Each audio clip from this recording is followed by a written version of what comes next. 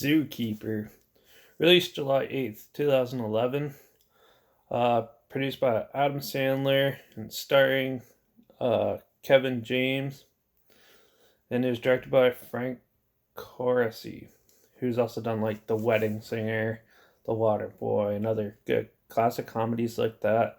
And it made about $169.8 million worldwide at the box office, which is, I guess, like a mediocre success, but a lot of people hate this movie.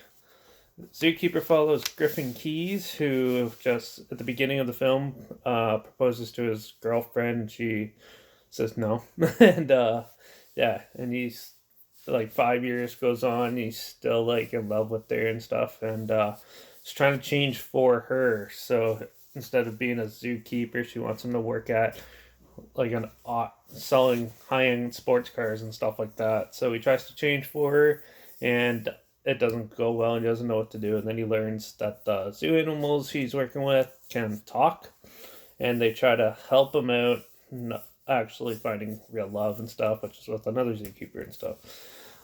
Um, but overall, this film is all over the place. It's tries to act like a family comedy for the first half, for at least the first quarter, and then it goes into more adult comedy, and then goes back to family type comedy, and then goes back to adult comedy. It's all over the place. So the writing is pretty much messed up in this whole film. Yeah, a lot of the jokes aren't super funny in any ways and stuff. It was like cool seeing like the premise is alright. They took out like the um animals talking and stuff, and like the gorilla that he becomes like real good friends with. They take him to TGI Fridays and stuff, which is random, and he does a whole pile of human gestures that no ape would ever do. But yeah, this is the low end of comedy, I find. Once you get into like making animals talk and try to make it funny and stuff like that, it's good for like maybe a 5-year-old, but not for a full grown mature adult audience. I don't think that this was the proper way for this type of film to go. Like it was cool. It's a good like little setup beforehand where he's a zookeeper and she wants him to do something else. But they could have just, instead of having the animals talk, have more of more of him just talking to the animals and them giving unusual animal emotional response without talking or anything like that.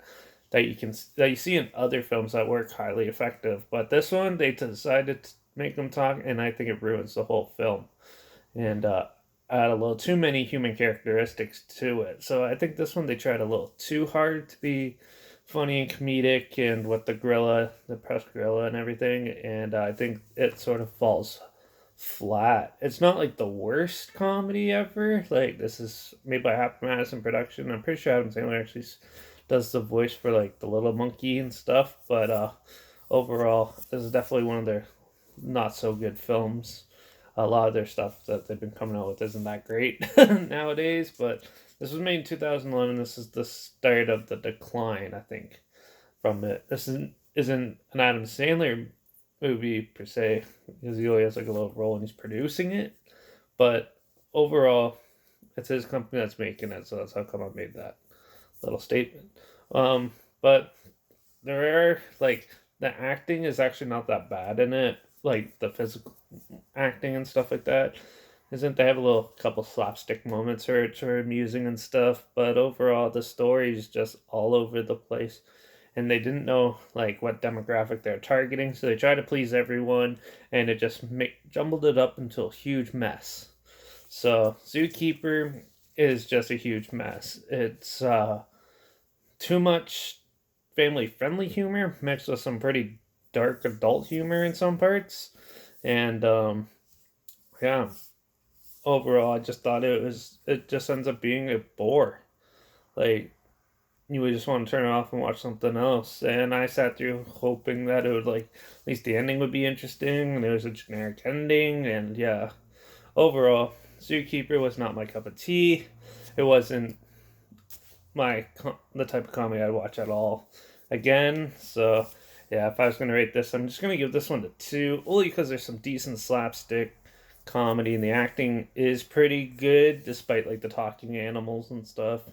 But overall they thought it out a little bit more and flushed it out a little bit more to like one demographic, like maybe aim it to be more straight family comedy, then I think it would have worked a lot more and not be a jumbled mess. So if you really want to check it out, it is on Netflix right now, and I always link a trailer down below. So check that out if you really want to see what I'm talking about if you've never heard of it. Also, my Instagram's linked down below, like always, where I post clips of films and review in the future on my stories. So make sure you follow me there. Make sure you subscribe to the channel because you never know what films I'm going to talk about next. Like this video, share it if you really want to, maybe so people don't have to watch this movie. And yeah, if you've seen this, let me know what you thought in the comments. Did you actually love this movie? Or did you not really like it as much as I did and stuff? So let me know. I'll love to hear about it. And also, if you have other films that you want to hear my opinions on, comment those down below too.